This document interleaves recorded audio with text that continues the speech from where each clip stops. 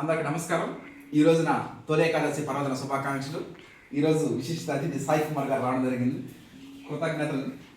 First 2021లో సాగు చేసినప్పుడు అప్పుడు కూడా సివిఆర్ వర్క్ ఫార్మింగ్లో ఫస్ట్ మనం పంపించినటువంటి టాప్ 10లో కూడా సాయి కుమార్ గారు ఉండడం కృతజ్ఞత తెలియజేస్తున్నాం. ఈ 5 సంవత్సరాల్లో ప్రతి సంవత్సరం కూడా ఒక నూతన వరి వంగడం వేసుకుంటూ రావడం జరిగింది. సివిఆర్ పద్ధతిలో వరి సాగు తెలంగాణ సొన్న ప్రతి సంవత్సరం నవంబర్లో వేస్తూ ఉంటాం. అదొకటి. దానికి మనకు వచ్చింది ప్రకృతి రత్న అవార్డు రావడం జరిగింది. అది మంచి. తర్వాత 5 సంవత్సరాల్లో 6 వరి వంగడాలు వేయడం జరిగింది. నూతన వరి వంగడాలు.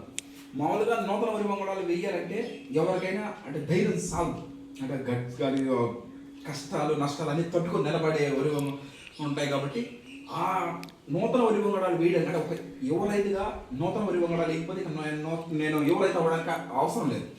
నూతన వరి వంగడాలు వేసి ముందుకు చేయడం జరుగుతూ ఉంది. ఈరోజు మీరు రావడం నాకు చాలా ఆనందంగా మరి సంతోషంగా పండగ కొట్టినాడు మిమ్మల్ని కలుసుకోవడం one of the happy moment. Thank you. నమస్కారం. ఈరోజు తొలి ఏకాదశి పండుగ దినం.